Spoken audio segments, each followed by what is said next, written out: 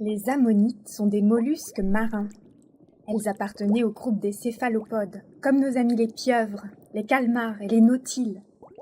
Les ammonites avaient probablement des cellules pigmentaires sur leur peau qui leur permettaient de changer de couleur selon leur environnement ou même de communiquer avec leurs congénères. Mais les espèces se distinguaient entre elles grâce aux épines, aux côtes et aux tubercules présentes sur la coquille.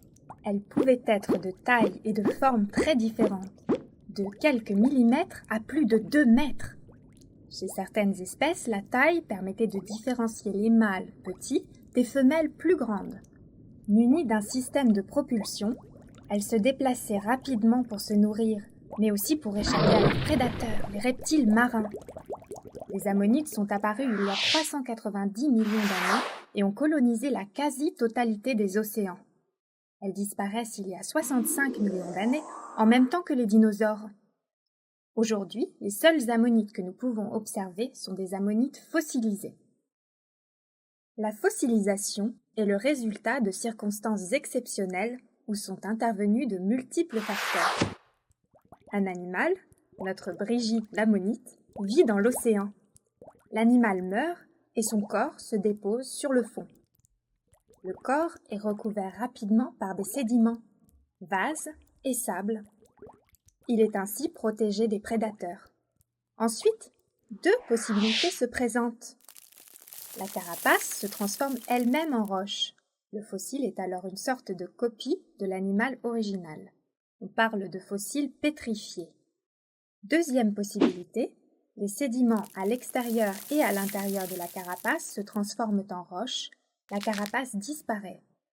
On obtient ainsi un moulage des parties internes et externes de l'animal.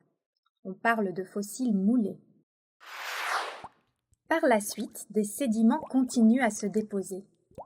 Et après plusieurs millions d'années, les mouvements de la Terre et les phénomènes d'érosion, pluie, vent, gel, peuvent faire apparaître le fossile en surface.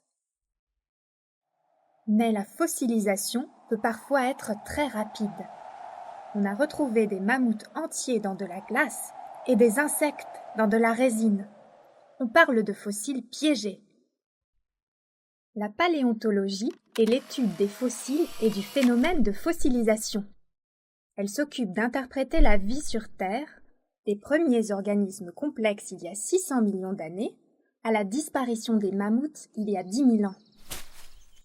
Le scientifique qui part à la découverte des fossiles s'appelle le paléontologue. Le paléontologue et l'archéologue ne doivent surtout pas être confondus.